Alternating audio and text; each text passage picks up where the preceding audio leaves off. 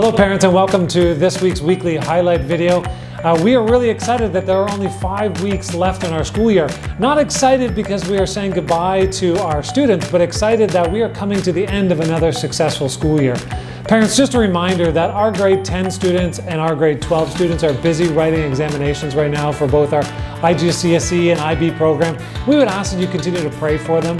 And if you have students in grade 10 or grade 12, please make sure they are getting good night's sleep before their exams and they're taking the time necessary to prepare. They've worked really hard over the last 2 years to prep for these exams, and we want them to be successful when they write those exams. And so just an encouragement to get them to study, get them to bed when they need to prepare them well for those examination sessions. And as we end one school year, we are always looking ahead to the coming of the next school year. One of the big things we launched today in our senior school was our campaign for Student Council for the coming school year. Student Council and student leadership are very great opportunities for students to get involved in the life of our school, to learn leadership opportunities and to really drive the program forward for students at our school. I'm joined today by our Student Council president, one of our grade 11 students, Neo, who's going to share a little bit about Student Council. So Neo, one of our grade 11 students, was our Student Council president this year, and I wanted to connect with Neo as he's the outgoing president, and we are launching our new campaigns. So Neo, tell me a little bit about your experiences as president this year of our Student Council. So my experience this year has been both very fun, but also very challenging, especially because this year was the first year we're coming back to offline learning. Complete offline learning, so a lot of the constitution was a bit lost, a bit of the communication was very rough, and a lot of the students were from junior school, like 7th, 8th, and 9th graders were junior school when the COVID first started, and hence it was very difficult for them to understand what Student Council is all about. So we had very little students from 8, 7, and 9 graders to join our Student Council committee, and so it was mostly SMA students, which was a bit of a rough start because we wanted a lot of the students to be part of the Student Council.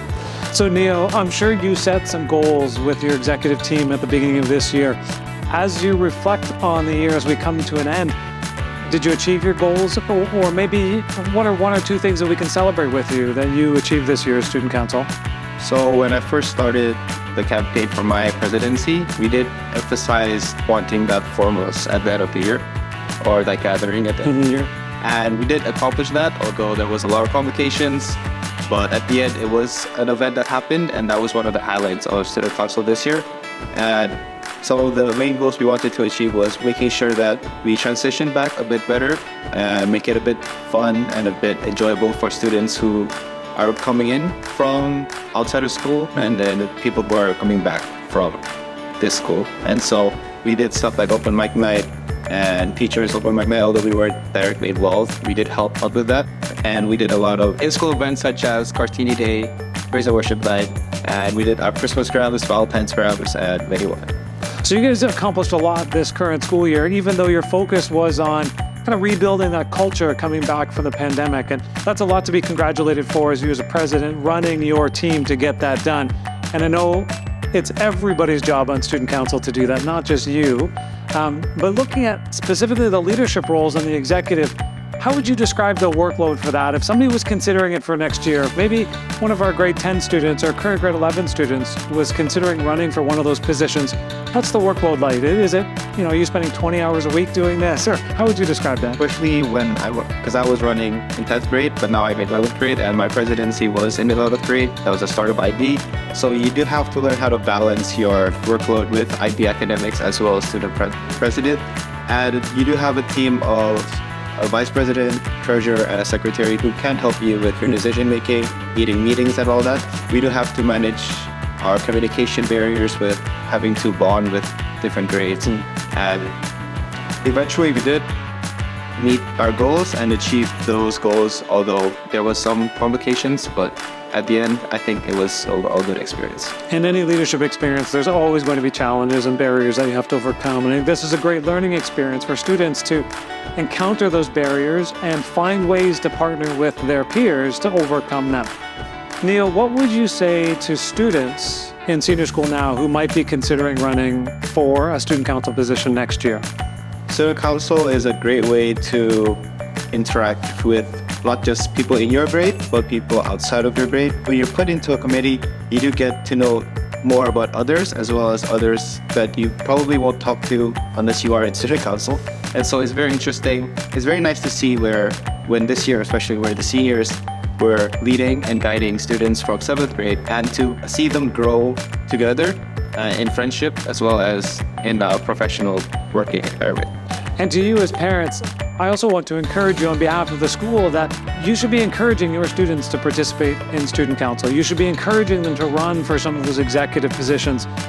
We talk a lot about preparation for university at SPH KV Village and building a portfolio of leadership experience. And that is certainly one benefit of student council, is building that portfolio, but it's certainly not the only benefit, and it's arguably not the most important benefit. We want our school to be exceptional. And in order to be exceptional, we need exceptional students to get involved in leadership. Like Neo, to drive forward change, to have a passion to make sure that our community and our culture is benefiting all of our students. And so that's what we're looking for in our student council for next year.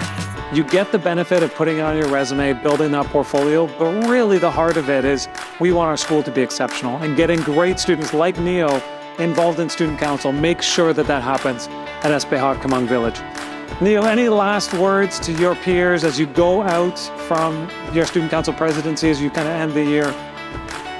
I think change in the organization and the structure of student council will definitely help and assist the new president and vice president in this upcoming year. And I think the communication issues it's not going to be there anymore. I think we're all set for next year. And I think next year will be definitely easier, and more events will definitely be able to be hosted, especially that we've experienced the 1 year of offline learning, and then next year is just going to continue. As a head of school, I am thrilled to work with young leaders like Neo and our student council, and I'm excited for the coming school year and whoever God calls to be part of our student council team. Parents, that's all for this week's highlight video. I hope everyone has a great week ahead.